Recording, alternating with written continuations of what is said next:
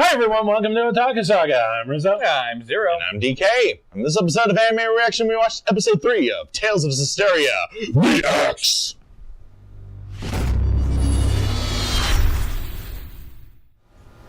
If you want to check out our reaction to the third episode of Tales of Zestiria Reacts. hit that link in the description below. Right here. And be sure to give us feedback in the comment section because we love hearing from you. And as always, if you like what you see, subscribe to Otaku Saga. And don't forget to like and share our videos. And thanks for watching.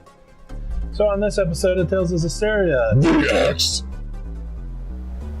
They make it. Sorry, Mikleo, make it to Lady Lake.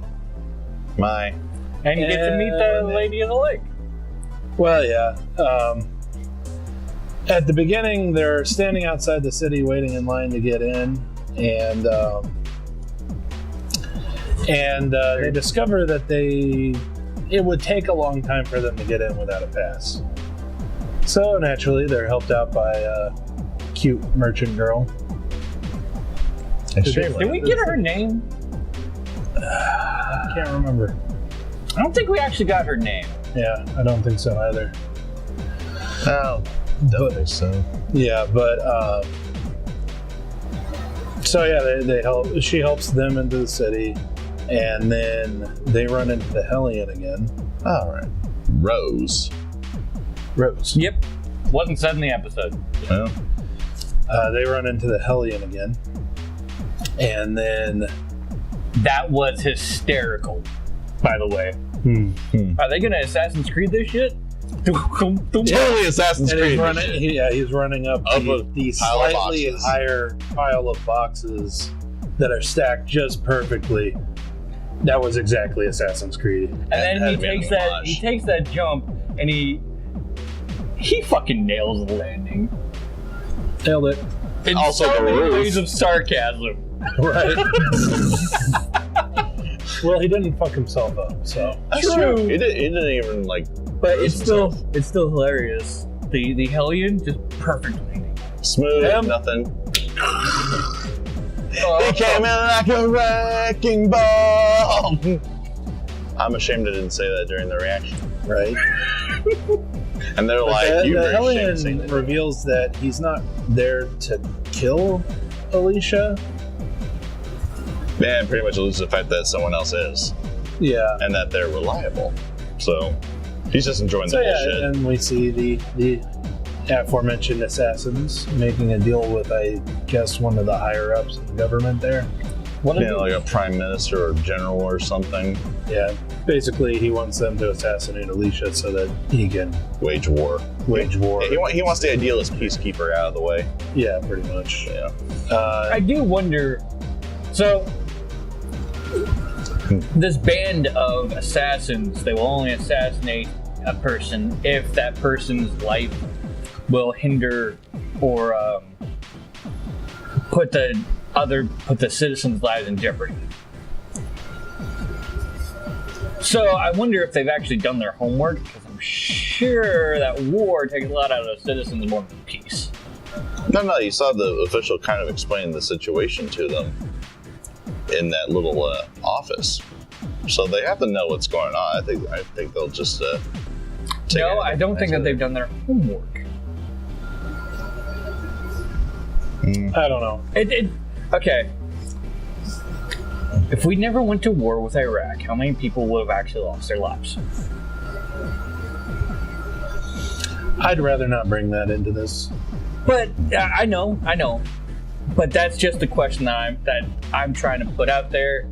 That's the kind of homework that these assassins should have dealt with. If that is their mentality, then they need to do that kind of homework.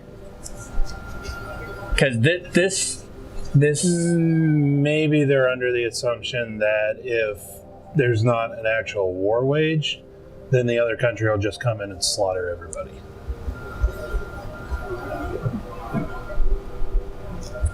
Which, maybe, but Like I said, maybe you don't know, and even like the real world thing that you brought up, you really don't know yeah. what would have happened. And I'd really rather not discuss any like real life politics stuff in our comment section. It's something that I don't bring up lightly. It sort of fits what I'm trying to portray here. The Assassin's Guild, that they want to make sure that the citizens are safe. Yeah, but I don't think that that's necessarily a one-to-one comparison. I think the better comparison would be, what would have happened if Britain laid down and just let Germany invade during World War II. I think that would be a more close comparison to that. I can agree with because it's the two homelands fighting against each other. I can definitely agree with that one a little bit better. It just first thing that popped in my head. So, it's kind of a roundabout way of saying it, but you think that these assassins have a sort of code of honor, kind of like the assassins in Assassin's Creed, more or less, not just blades for hire. Well, they said it. The only way that we're going to kill somebody is if their life is going to jeopardize the lives of the citizens. And it just makes me wonder whose life is actually... The governor that they're getting assigned by, as a scumbag as he is, I'm sure if they did a little bit of homework, they would have realized that, he's meaning a little bit more harm than she is. Perhaps Rose, as I'm pretty sure that female assassin is at this point, being their daggers are the same. I'm fairly certain. So that perhaps that's the reason why she didn't backstab Alicia, even though she had a perfect opportunity to at the end of the fight in the chapel. Yeah, I kind of maybe reevaluated the situation. Okay. Especially with the emergence of Sori as the shepherd. Now you got a feeling she's going to come into play as a party character soon anyway, so that would make sense. She has to. I mean, when you look at the website, she's the fourth slot of the character. There you go. So yeah, she's right behind Alicia for that main female protagonist slot. Yep, exactly. There you go. Okay. So like I said in the reaction, new party member gets the thief, the rogue. assassin rogue, whatever you want to call her. But yeah, so later in the episode, it goes through the ceremony of the sword or whatever it was called. Yeah, the sword fest or something. Yeah, the sword festival or whatever. Where no one loves. Well, yeah, as it turns out, nobody can pull the sword out. Big shocker. So while Alicia is giving a speech about we should go to war, basically, a dragon-shaped hellion that no normal person can see, comes in and starts wrecking shit. I think the way that the lady of the lake put it, the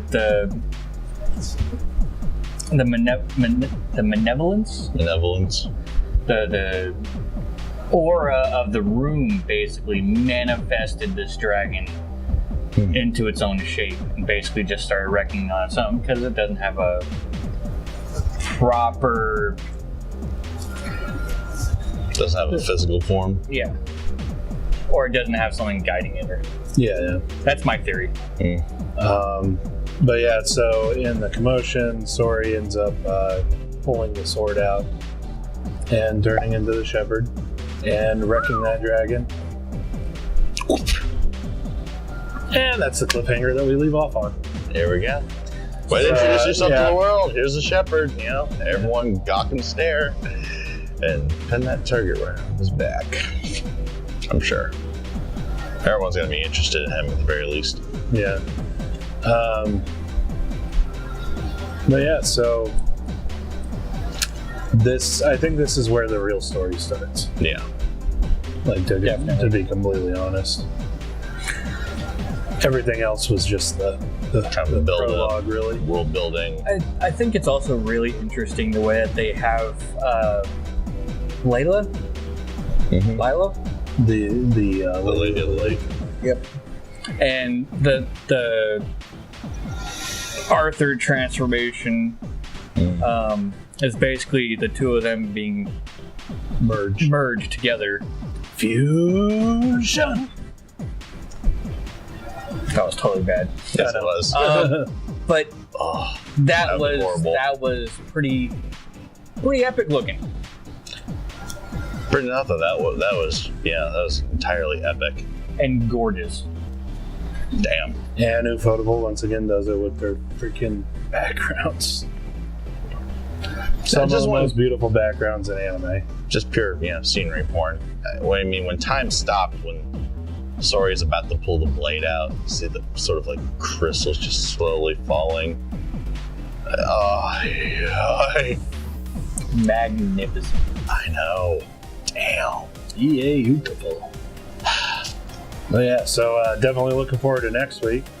But let us know what you thought of the anime and what you thought of our reaction in the comment section below. Yep, thumbs up if you like it, thumbs down if you don't. But that's going to do it for this episode of Anime Reaction. As always, I'm DK. Zero. And I'm Rizzo. See you next time.